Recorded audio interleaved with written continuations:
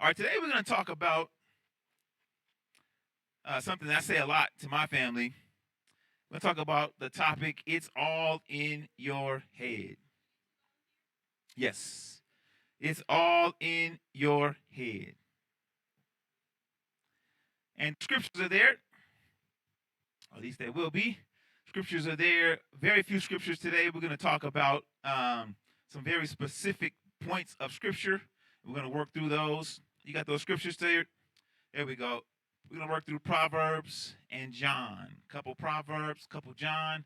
Not too much reading. We're definitely going to have some fun, and we're going to let the Lord speak to us this morning. Amen? Amen. So make sure we get those. Proverbs 3, Proverbs 16, John 14.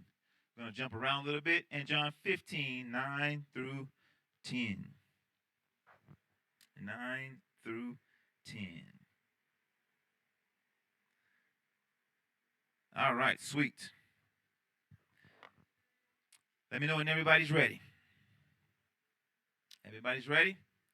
All right, sweet. My goal today is to help us to understand how we have been tricked and manipulated. As much as we like to think we haven't, at some point we all have been tricked and manipulated. It's easy to point the fingers at others, but today we're going to point the finger at ourselves and let the light shine on ourselves. We're going to do some self-evaluations into the things that we need, into the things that are in our heads. And so when you get into an argument, this is an actual question. When you get into an argument, are you always right? All right, okay. We got some people that says yes. And does your perspective always trump another person's perspective? If so, that means it's all in your head. It's all in your head. And there's a quote here. You got that quote here? There's a quote that says, everything that we hear is an opinion, not a fact. And everything that we see is a perspective, not the truth. It's a quote from a guy here. I can't remember his name right now, but I want to keep that in your mind. So this is not always true, but it's usually true. Most of the things that you hear, that I hear, they're simply opinions. Most of the things that we see is a perspective. Don't you worry. If you don't believe me, oh, man, I'm going to show you right today. I'm going to show you right today. This particular quote right here, it emphasizes that our understanding of the world is filtered through our individual experiences, biases, and interpretations. While not literally true in every case, as objective facts actually do exist, but it serves as a reminder to be critical of the information that we receive and acknowledge the potential for different viewpoints. So I said all that to say, man, let's get into it. All right, so I got my two volunteers. Who's going to go first? Who wants to go first? All right, grab the microphone. Let's make sure it's hot and on. Not yet, Tahir. I'm going to put up something on the screen right here so you see it. And all I want you to do is read it, okay? That's all you got to do. All right, Tahir, let me get that second one. The second one, I'm sorry. Yes. Okay, so here's what you got to do. You have to look at the chart, and I want you to say the color, not the word. So you're going to start from the very top left, go all the way across, and keep going down. And I want you to say the color and not the word. You ready? Go ahead. Green, black, purple, orange, blue, green. All right, so yeah, I like that. So go straight down like that. Start with yellow and go straight down. What you got? Say the color, not the word. Green, yellow, red, orange, green, blue, red, blue, yellow. Blue. Red, blue, red, blue. Black.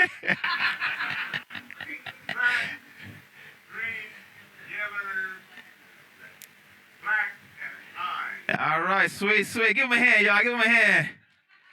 So in case you guys didn't know what's happening here, what's happening is the left side of your brain is saying logically, I see a word. And I'm going to read that word. The right side of your mind is saying, you know what? It's a color, though. Let me say the color. So what is happening is inside of your brain is a fight. You can see that's why he was starting to slow down and struggle because, man, one side of his brain said, do what you're supposed to do. The other someone said, hey, I see a color. I'm going to say it. So it was a fight back and forth. All right, let me get that next one to here. All right, this is a code right here, Brother Israel. Not that one. Okay, here we go. You might have to, can you see it? All right, make sure you look into the mic, and I want you to read what you see from top to bottom. What you got? Go ahead. Right into the mic. Bring it up close. This just shows how far you are at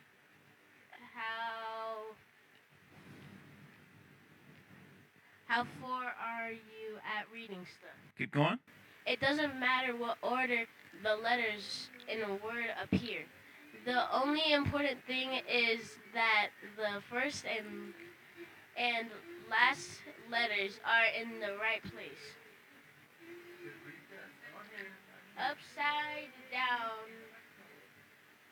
Upside down. Wait. Told y'all we got some fun. Upside down. Read. Here's a little trick. You want to start right here. Oh, if you can read this, if you could read this, then you must no help. Be very, very good at reading upside down. All right, and the next one? If you can read this, then you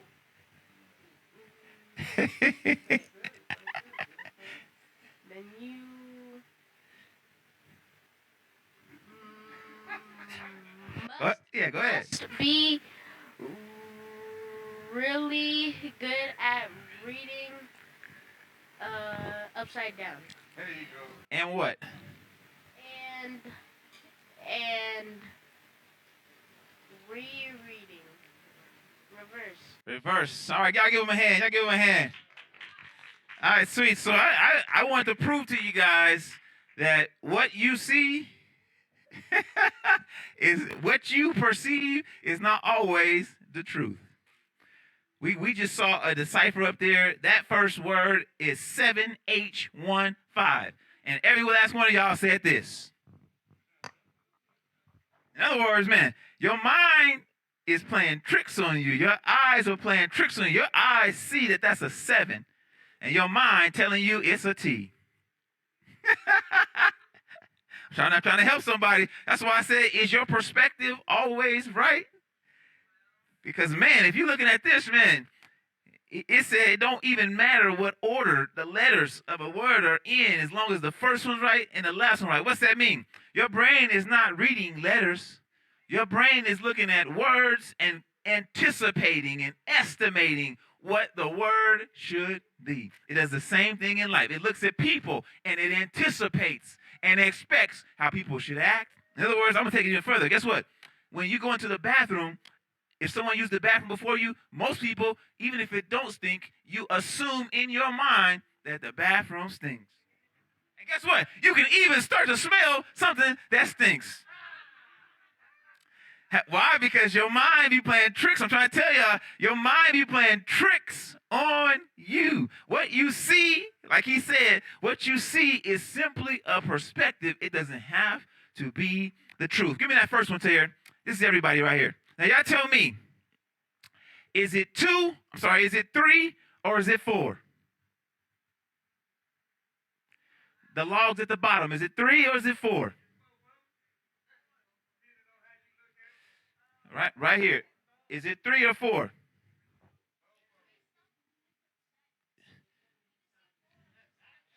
It can't be both. Which one is it? Is it 3 or 4? All right, he got 4. What you got? So you got 3? Y'all tell me, is it 3 or is it 4?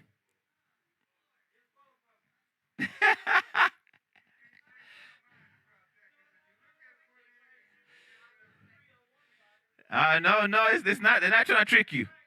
The point of this, and there's the guy with the quote, everything that we hear is an opinion. And everything that we see is a perspective. This proves it to you. Guess what? Lee said 3. My man said 4. Other man said both. We got 3 different perspectives on one picture. We all see it with our own 2 eyes. But guess what? You see it different. He see it different. She see it different. I'm just proving to you guys, man, that it's all in your head. It's all in your head, man. You think, man, I'm right. You think, man, this person did this to me, and I got the right to feel this way. The truth is, it's all in your head. Your thoughts have a lot to do with your previous experiences.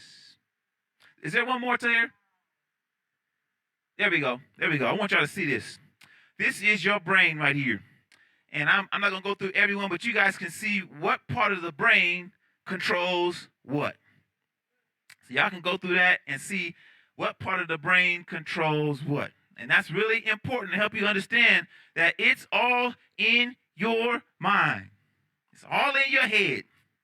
It's all in your head. We learned a while back that evil is definitely in your head. That's the only place it exists. It's all in your head. If you ever wonder it, if you hit the back of your head, you can mess up your ability to see.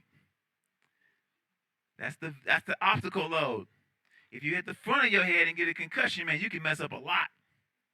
Your problem solving, your judgment, your emotional traits, you can mess up a lot. And so that's why we got a skull. God gave us a skull to protect us. That's probably why we probably shouldn't be playing football. I'm just saying. A lot of stuff you can mess up. I wanted to give that to you guys. You can get a screenshot of that so you can understand that brainstem, man, he controls a lot. I know you guys thought that your lungs were the one breathing, but your brain's the one breathing. I know you thought that you were in pain, but you're not really in pain. Your brain's just telling you that you're hurting. It's all in your head. I'm trying to help y'all. It's all in your head. That's what. Even women, when you get hot flashes, you just think you're hot. You're not actually hot. So it's kind of like, yes, I am. Yeah, you're getting the feelings, you're getting the emotions that go with heat, but it's your brain telling you that you're hot. You're not actually hot. It's all in your head. I'm trying to help y'all today, man. It's all in your head. And if you can get that through your head today, man, you're going to understand there's a lot of things in life that you could get past if you realize they're just simply in your head. When you come home, if you're married and you come home and you expect your spouse to give you a hug and a kiss, and they don't, guess what? Most of us will feel some kind of way. But guess what? That feeling is just in your head. You feeling some kind of way off of what somebody else did. They just thinking, man, I got to hurry up and get to the bathroom. I wasn't able to go to the bathroom. I'm just going to rush in and go to the bathroom. And you think, oh, they don't like me today, huh? I'm trying to tell y'all, it's all in your head. I know these women can tell, man, how many times have you been in a place and a woman just looked at you and she gave you a dirty look? And you were like, oh, she going to look at me like that? And then what you do? You get mad. But guess what? You don't know why she's looking that way. It's just in your head. If she's looking that way, it gotta mean this. If he's looking that way, it has to mean this. I'm just trying to help you understand, man. It's literally all in your head. Y'all ready? All right, let's go. What you see and what you think are 2 different things. We just proved that with our contestants up here. What you see and what you think are 2 different things. Your senses gather information. You got your 5 senses. They gather information. They send it to your brain. But guess what? Your brain don't simply receive that information. That color chart proved that. It don't simply receive that information. What it does is it interprets that information. And here's the key. If I gave you all the clues and one missing piece, guess what? Your brain would fill in the missing piece. Okay, y'all don't believe me? The reason why people don't like the dark is because when you can't see, your brain fills in, oh, there could be something out, man. There could be a lizard in the street. There could be a person trying to get me. Your brain just fills in the missing piece. But it's really all that, man. You could be in a dark room and you know you by yourself. And you turn out the lights, you start hearing stuff. You know why? Man, because it's all in your head. And when information is missing, your brain just starts to fill it in. Whether it's real or not.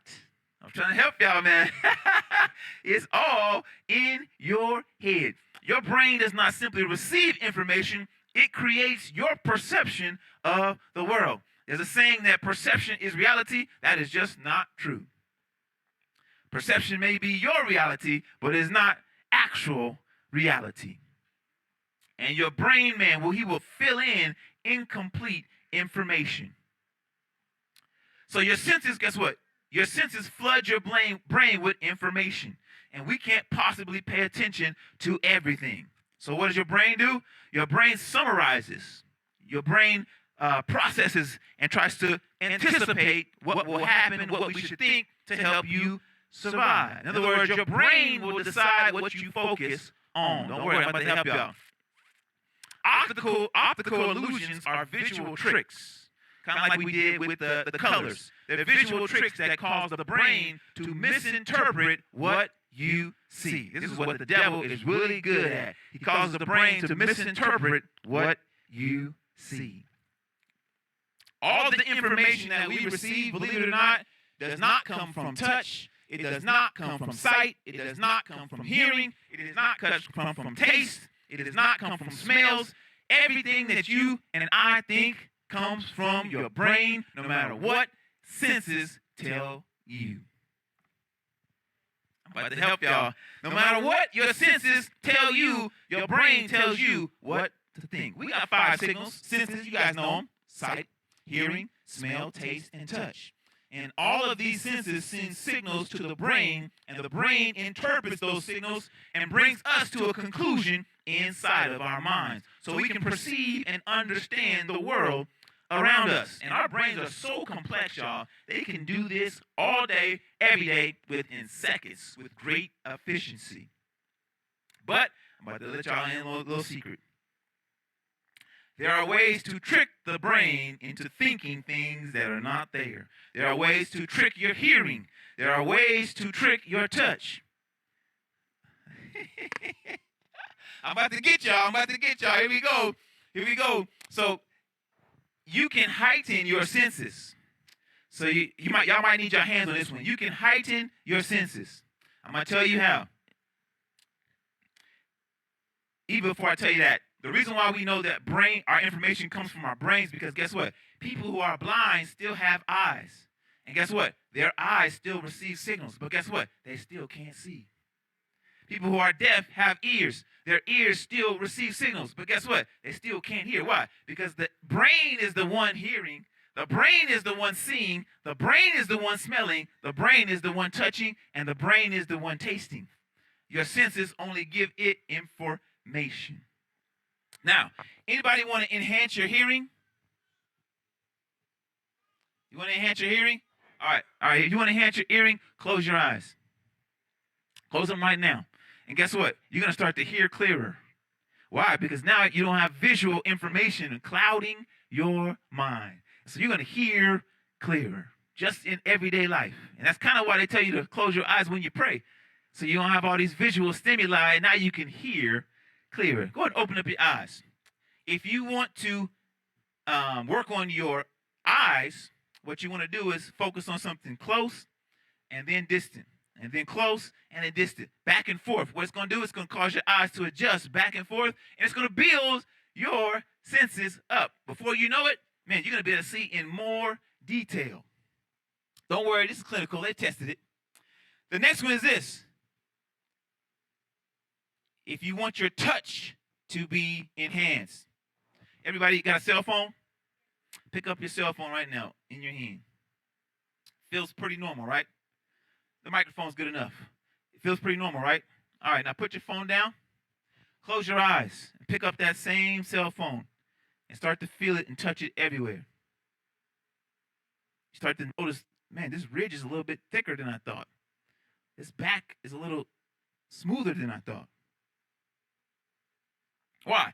Because once again, it takes the visual stimuli out and the brain is forced to now create images and feelings. All right, brother Israel, I got you here. Stand up for me, sir. Anybody want to hear clearer? Here's what you do. Gently adjust your ears, and you're going to be able to hear even more pronounced, especially white noise. That cooler, you should better hear it a little bit better when you open them ears up a little bit. Sister Carter's like, I can't. What it is what's happening is sound waves are reverberating off your ear. If you adjust the angle of your ear, it's going to adjust the sound that you hear. That's why I'm trying to tell y'all, it's in your head. It's in your head. It's in your head. Okay. Brother Israel, stand up. Face me and back up to the podium. Face me and back up to the podium. Now walk straight across. Yep. There you go. No problems. Walk straight across. All right, sweet. You can give me the camera, Terry. I want you to put it on him. All right, stay right there. Are you confident that you can walk? All right, go ahead and walk back. All right, he's confident. No pressure. He's confident. All right, now come back. Now, close your eyes and walk just as fast. Oh, his confidence is waning. His confidence is waning. All right, stop. So when you close your eyes, man, guess what? All of us instantly get more careful. I'm trying to tell y'all, it's literally all in your head. You get more, you can go and sit down, bro. Thank you. You get more careful, man. You start to think, I don't want to trip in front of everybody and fall in church and they laugh at me. So now I'm counting my steps. I'm trying to focus. Y'all saw you start veering to the left and veering to the right. Man, why? Because it's literally all in your head. If you're not convinced by now, I don't know what to tell you.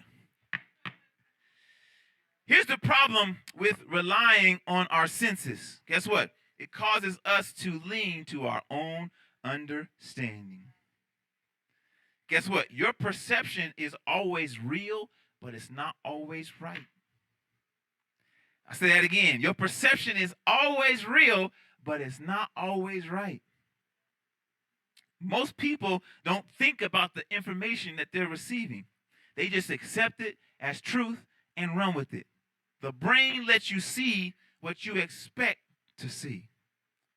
Let me say that again. The brain lets you see what you expect to see. If you go through your significant other's phone, guess what? You're going to see what you expect to see, even if it ain't even nothing there. Oh, this person texts you. Who is this? I don't recognize this number.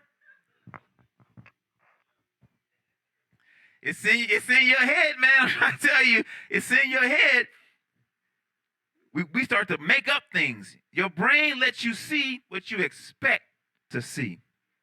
People tend to believe, I'm about to hit y'all with this. People tend to believe information that they hear repeatedly, even if it's false. Even if it's false. But if they keep repeating it, guess what? There's a really good chance you're going to believe it. Really good chance you're going to believe it. It's a common tendency to form and hold beliefs that align with what you want to be true, even if the evidence is contrary. That's called a confirmation bias. That's why some people, it's so hard to convince them of things. Why? Because you can have 15 shreds of evidence that say the contrary, but all they need is one little piece that's going to help them believe. Why? Because they already want to believe it. What's that mean?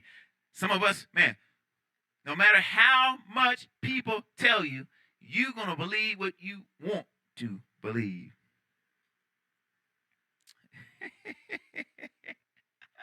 All right, I'm about to hit y'all again.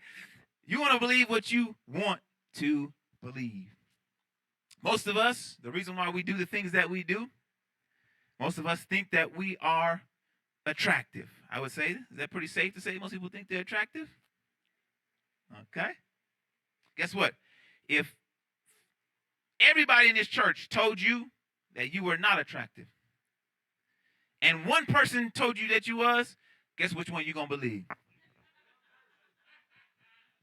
Why? Because you want to believe that. Whether it's true or not, you want to believe it. So understanding these parts of your mind and understanding that it's all in your mind, now we got to step back and start critically thinking about our lives. We can't just go along thinking that everything that you see is the truth, everything that you hear is the truth, everything that you feel is the truth. We got to start now considering our ways, considering our thoughts. Let's get into this Bible now. Proverbs chapter 3. You guys can go sit back down if you want to your regular spots. Okay. Proverbs chapter 3. That's Sister Stephanie's favorite scripture, but I want to start from verse 1 so we can kind of put this in context.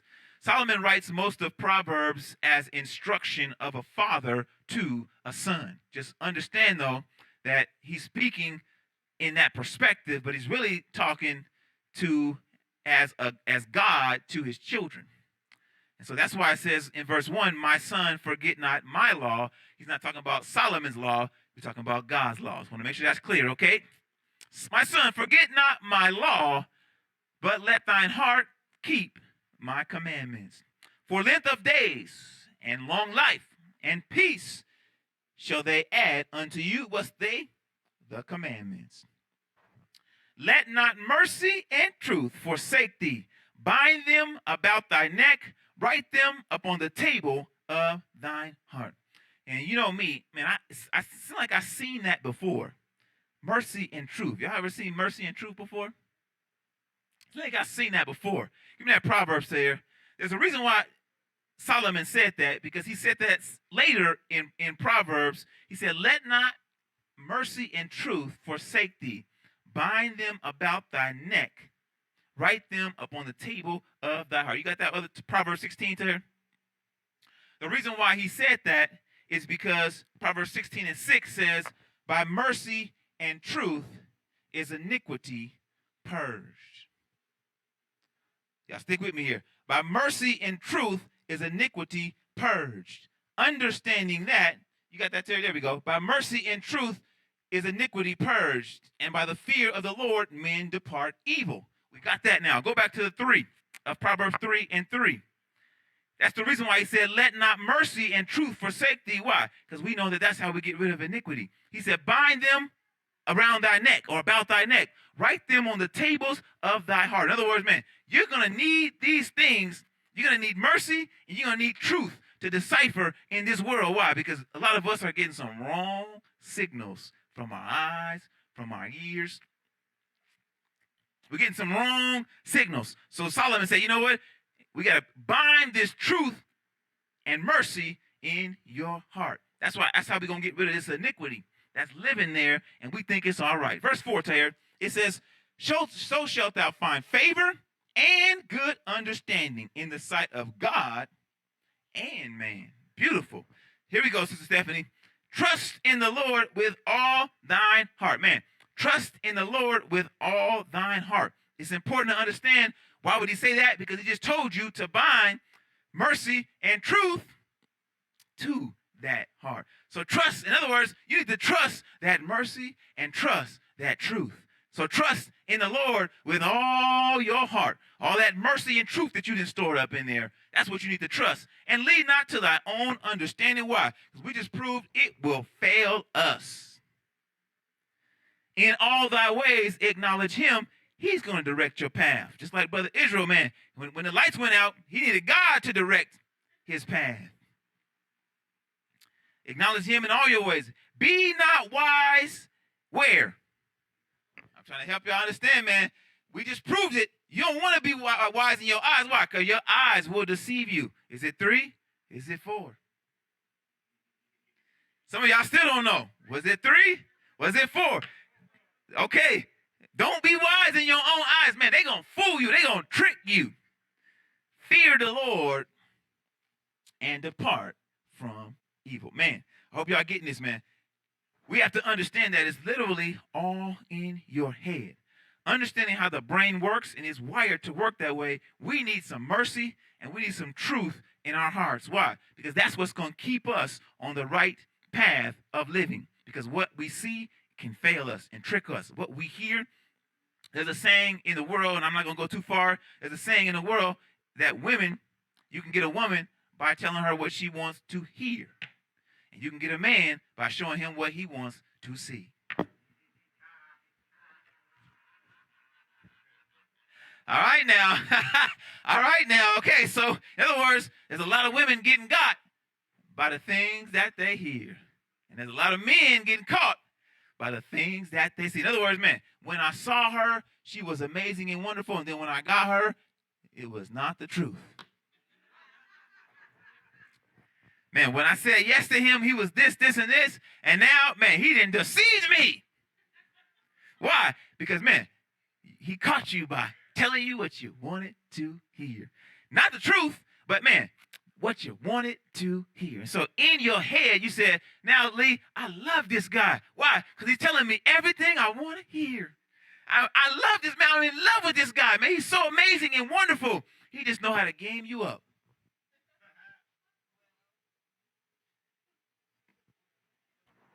And I'm not going to get on the women, but I seen some makeup transformations that was night and day, man. I seen some makeup transformations that's night and day, man. You like, who in the world is this person? I mean, they got all this body armor and fajas and corsets and all that stuff. Man, you don't know what. You can't trust what you see, Jonathan. They got the lip fillers and long eyelashes. Man, I'm trying to tell you, you cannot trust what you see. You need mercy and truth to pick a mate now. You need some mercy and truth to pick a mate. You don't want to get caught what you hear and what you see. Hey, man, I told you we're going to have some fun. Let's go. Let's go. John chapter 14. We're going to start at the 15th verse. You got that there? This is Jesus saying here. He's talking to his disciples. He said, you know what? If ye love me, keep my commandments. I know we heard this a lot of times. I want you to understand this. If you or ye love me, keep my commandments. The proper source of obedience when it comes to God is love. The proof of your love for God is in keeping his commandments. Say that again. The proper source of obedience when it comes to God is love. It should not be fear. In other words, if you preach fire and brimstone and people only want to get saved because they don't want to go to hell, they are getting saved for the wrong reason. You should want to get saved. Why? Because God loved you first. He showed you love and the fact that you love him. That's why you should obey him. In other words, in the Old Testament, the reason why they obeyed is because if you didn't, they would kill you. And we found out through all out the children of Israel, most of them didn't love him. They just feared him. And so when they were out of his presence, in their own mind, they thought, when they out of his presence, what did they do? They turned to other gods. They sinned against him. Man, Moses literally on the mountain getting the commandments, and then down there with Aaron, with a priest, making a golden calf at the bottom of the mountain that they know Moses is talking to God on. What am I saying here? Love should be the motivating factor. Love should be the motivating factor for obedience. That's why Jesus said, if you love me, keep my commandments. In other words, what he was saying is, the people who love me, keep my commandments. The people who love me, keep my commandments. Verse 21, it says, he that hath my commandments, okay, keep them. Now you got them. We got them. And keep them. He it is that loveth me. And he that loveth me shall be loved of who? Of my Father. And I will love him and will manifest myself to him. This is about to get real, y'all. Jesus said, if you keep my commandments, know them, keep them, guess what? know that you're loved of my Father, I'm going to love that person, and I'm going to manifest myself to that person. Y'all want to know how God manifests himself to you? Well, if y'all didn't, Judas did. Verse 22 says, Judas said unto him, not Iscariot, not the traitor, but a different Judas said, Lord, how is it that thou wilt manifest thyself unto us and not unto the world? Now, pay attention to Jesus' answer. Jesus answered and said unto him, if a man love me, he will keep my words. Okay, now we didn't graduate from commandments to words. If a man love me, he will keep my words, and my Father will love him, and we will come unto him and make our abode with him. In other words, people who obey God and keep his commandments, they get the Father and the Son manifesting themselves to them. Where? Inside of you. How? Through love. God is love. Every form of God is love. And so if you want the Father and the Son, man, to come and make their abode with you, we have to learn how to love. You guys like, what's that got to do? What's in your head? Well, some of us only love in your head. Okay, now, some of us only love in your head. Where love and obedience are shown, the presence of God is realized. In other words, man, the Bible says you shall know them by their love. When you walk into a house, when you walk into a place and people show you love, guess what? They're showing that God is there. But when you come to a place and everybody's mean and ornery, man, you can see God don't live here. That's what Jesus was trying. We will manifest ourselves to them, the one that loves and keeps my commandments. Excuse me. The Father and the Son together will make their home with each of his children. Verse 24 here, let's bring this home. He that loveth me not keepeth not my sayings, and the word which ye hear is not mine, but the Father's which sent me. This is a big deal right here. The word that ye hear is not mine, but the Father's which sent me. In other words, everything that Jesus came down and told the disciples, it wasn't even his own words. He got the word from the Father, and he just gave what the Father told him to tell us. Why is this a big deal? Because Jesus understands order. And most of us heard that Jesus was God the Word. Well, guess he is God the Word, but guess what? Whose word is he? He's God's word. And how can he live inside of you? Man, we got the word and we got love. We got truth.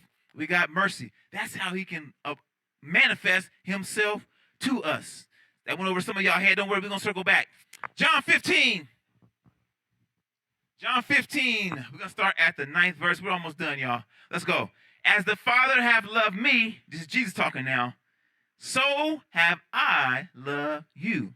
What Jesus told him to do? Continue ye in my love. In other words, man, love is the key. Love is the key. Verse 10, if ye keep my commandments, ye shall abide in my love, even as I have kept whose commandments? My Father's commandments, and abide in his love. Man, this is so good stuff right here. Jesus came down here, and what was he doing? He was keeping commandments. So then he told us what to do. Keep commandments. Why? Because I got the love from the Father by obeying his commandments, and you get the love of both of us by what? Keeping my commandments. He's trying to help y'all. That's how you get God on your side, Jonathan. That's how you get God in your life. Man, when you fall in love with his commandments, guess what? He said, you're going to abide in my love. You're going to get the Father and the Son. You're going to get the whole kitchen sink when you learn how to walk in love. But not just in your head. Not just in your head. Man, we got to learn how to really love. In the kingdom of God, love is expressed through obedience. Don't worry, I'm going to prove it to you. Everyone is commanded to obey. Motivated and expressed by obedience. Y'all with me? Everyone's commanded to obey, motivated, and expressed through love. Instead of focusing on the commandments, we should focus on love. In other words, instead of writing the 10 commandments down, putting them on your wall, and trying to focus on making sure you keep them every single day, what you should be doing, what I should be doing, is focusing on how to love God. Why? Because love fulfills the law. If you learn how to love, guess what? No one will have to tell you to do things for people that you love. People only got to tell you to do things for people that you don't love. Man, ain't nobody got to tell me to kiss my wife. You ain't got to tell somebody that you love, man, I will willingly do these things. In other words, when you learn how to fall in love with Jesus, you will willingly keep his commandments. I'm trying to help somebody. You're going to willingly keep his commandments. Love will fuel your obedience. Love will cause us to see the commands of Jesus as an expression of our love, as opposed to a behavioral checklist. That's what it's not. It's not a behavioral checklist. It is an expression of love. He said, if you love me, keep my commandments. In other words, people who love me show it through keeping my commandments. Here we go. Jesus obeyed the Father. We just proved that. He said he kept the Father's commandments. So he obeyed the Father. Men should obey God. Wives should obey husbands. And children should obey parents. What are all those things? Expressions of, oh man, come on now. Come on now, we're about to bring it home. It ain't about, man, this person's lording over me. If you're the child, or if you're the wife, or even if you're the man, it's not about God lording over you. What it's about? It's about you expressing your love to God through obedience. And so anybody who says they love God and disrespects their parents, that person is not telling the truth. They need some truth and mercy in their heart. Any wife who says they love God and disrespects and disobeys their husband, they don't love God. Okay, now it's about to be in our head. Any man who does not love his wife like God told him to does not love God. And I'm like, uh-oh, it's getting hot in here now. Love is expressed through obedience. In other words, men are called to obey God. They are called to obey God. In other words, men should prioritize God, not women. Men should prioritize God, not women. Why? Because men are not called to obey women. You're called to obey God. So your first and primary focus in life should be God. As a woman, your first and primary focus should also be God. And then if you want to decide to get married, now you got to look up to this husband. And if he's a godly husband living for God, man, it shouldn't be hard to obey him. Because he ain't going to tell you to go prostitute yourself. He ain't going to tell you to go pay all my bills if he's a God man. Oh, they don't like this, Brother Ronnie. They don't like this. Okay, we're going to get in somebody's house. All right, let's go. Let's go here. So love is expressed through obedience. So hopefully you can see now, and hopefully you understand, as a child, the way you reverence and show love to your parents is doing what they tell you to do. Guess what? No parent, let me help you out, kids. No parent ever feels loved when you disrespect them. Ever. Not once. I don't care how cute you are. I don't care if you disrespected them and then gave them money. Some of them will be like, I don't even want your money. Why? Because you disrespected me. So Sister Flo said, I'll take that money. I'll take that money. Okay, let's go. So what's in your head? Let's wrap this up. What's in your head? It is a great delusion that anyone could believe that they love God or that they are his child if they live in disobedience and or rebellion. Man, delusion. great delusion. They seeing the wrong colors up there if they think they can be a child of God and rebel against him. Live in disobedience.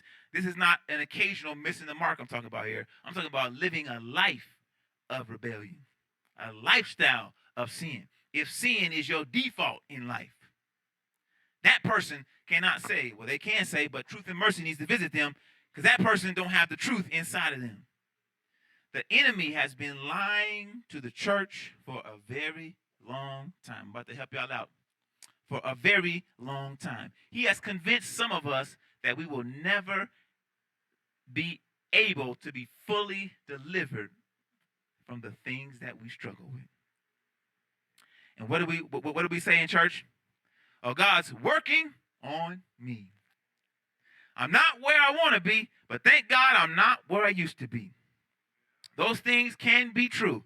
But the biggest trick that the enemy has given the church is, man, I'm going to have to be stuck with this for the rest of my life. I'm going to keep on praying, but I'm just going to keep on struggling through it. That is not the word of God. That is an optical illusion. That is an illusion in your mind that God could come down from heaven, take away the sins of the world, save everybody if they want it, but he can't change your simple, sinful behavior.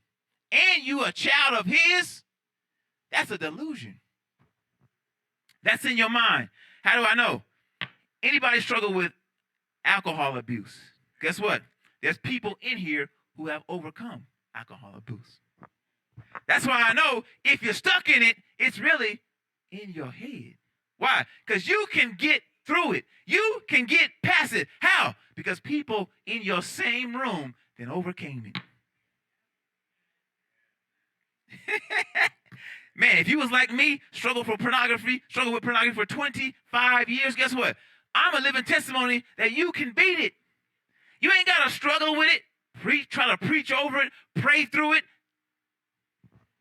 You ain't got to do that like they try to tell you. But what happens is these preachers and these leaders, they're like, man, I'm struggling with this. And they get up and they preach and they do all these things. And eventually it catches up to them. And then you see a scandal. And then you see a fall. Why? Because the enemy then got us tricked thinking, man, I'm going to have to struggle with this for the rest of my life. I'm struggling with my sexuality. I'm struggling with my lust. Guess what? You're only struggling because you don't want to believe. Because you don't believe what you know you should believe. And that's that God has delivered you. He said, I came to set the captives free. That means anybody who believes on the Lord Jesus is already free. You're not going to get free. You're already free. But man, some of us don't believe it. Why? Because it's in our head that we're not. It's in your head that you're a sinner saved by grace. I'm messing with some of y'all now. It's in your head, man, that, man, I'm never going to be pure. I'm never going to be able to shake all this sin. I'm never going to be able to. Man, that's a lie that's in your head. There's some people who have overcome alcohol abuse, substance abuse, marijuana abuse, who have overcome being molested and assaulted and being completely healed. You can too. It's in your head that you can't. It's in your head that I'm going to have to be stuck fighting through all these emotions. It's in your head. God's trying to help us to understand, man. You can break out of the things that's in your head by mercy and truth in your heart. Some of us, man, have, because I had the same struggle. Deacon Mitchell. No matter how many times I left pornography, no matter how long, man, it was like some years sometimes. Guess what? I always circle back. It's like some of us, man, no matter how long we've been away from something, we always circle back. Well, how long I've been away from this unforgiveness, when I see him again, Sister Connors, I always circle back. I thought I was over this, Sister Stephanie, but when I see this person, man, I always circle back. And that continuous situation makes me think I'm never going to get over this. I'm never going to get through this. Is it 3 or is it 4? I'm never going to get through this. Is that 3? Or is that 4? I'm never, man, I cannot shake this, man. I'm trying to be right. I got a wife now. I'm trying to do the right thing. But, man, I cannot shake. I got to keep going back.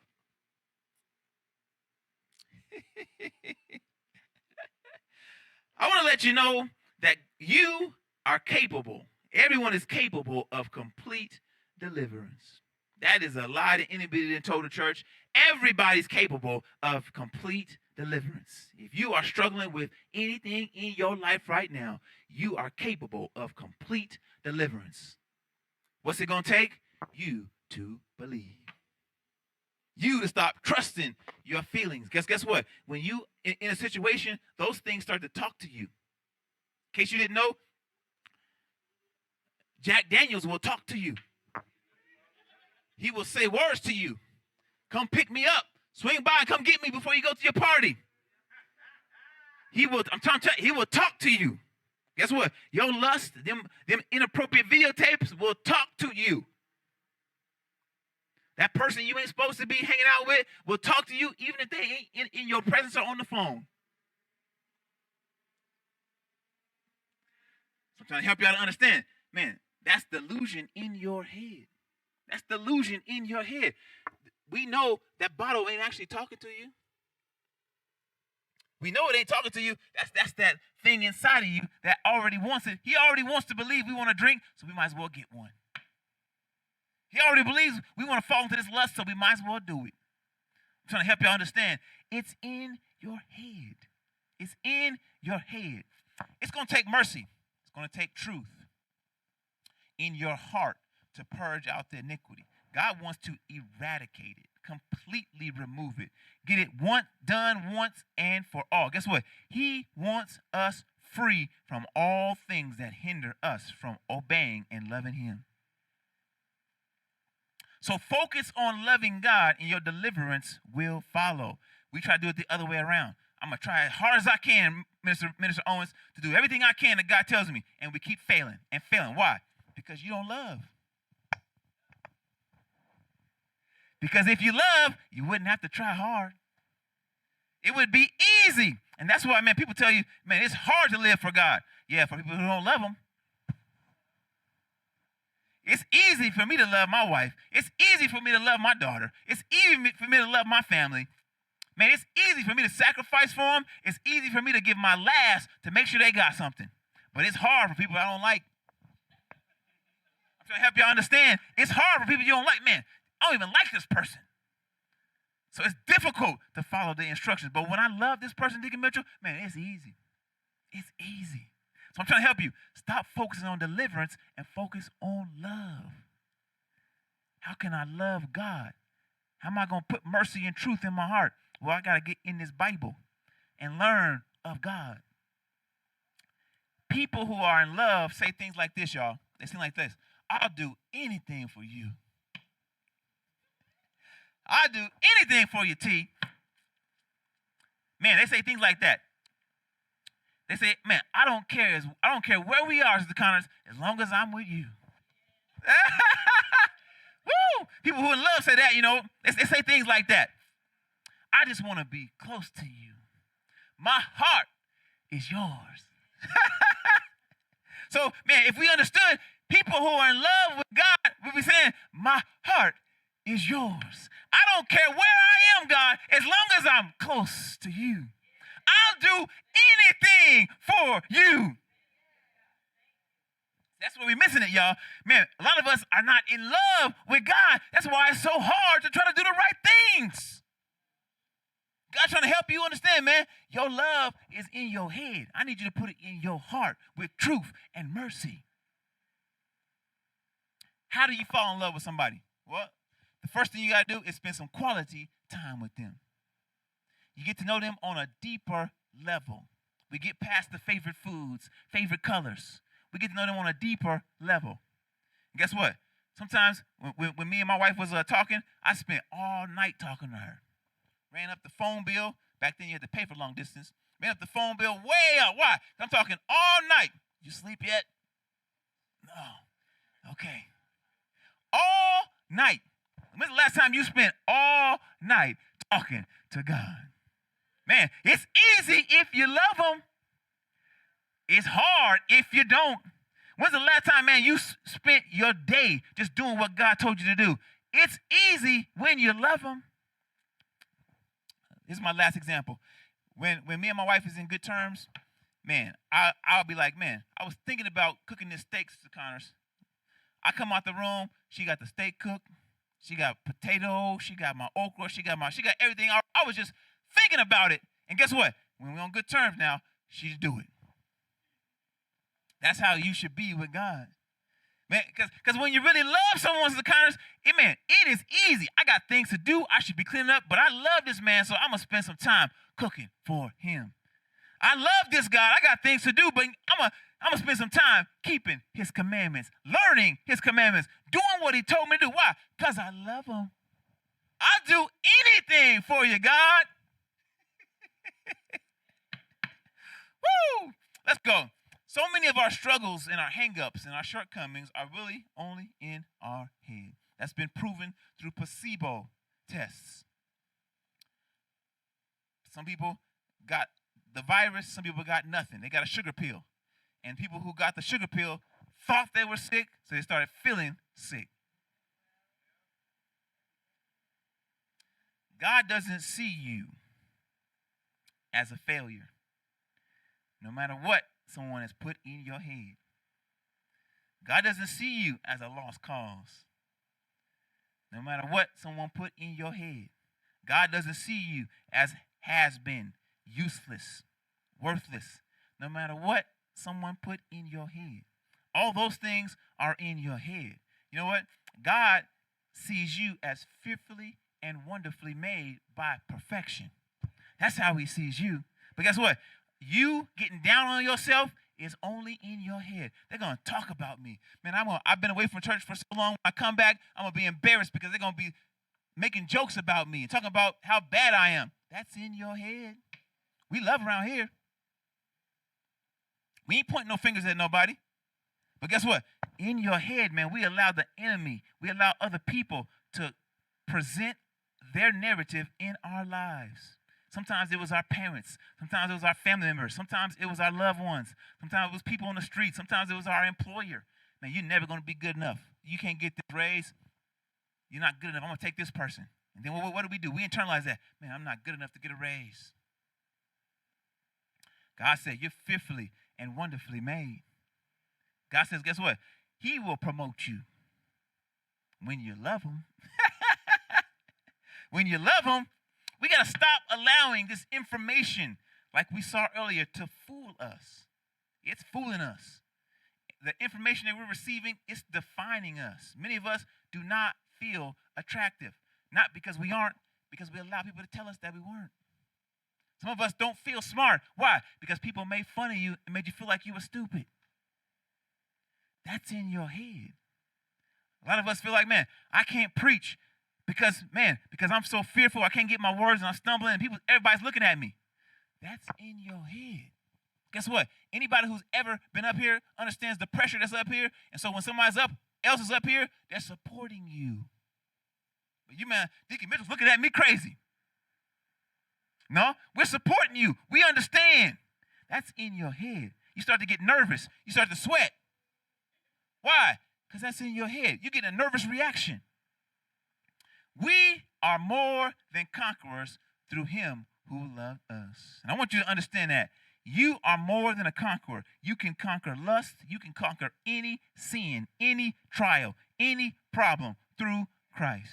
Anyone. You can overcome any setback through Christ, the love of Christ.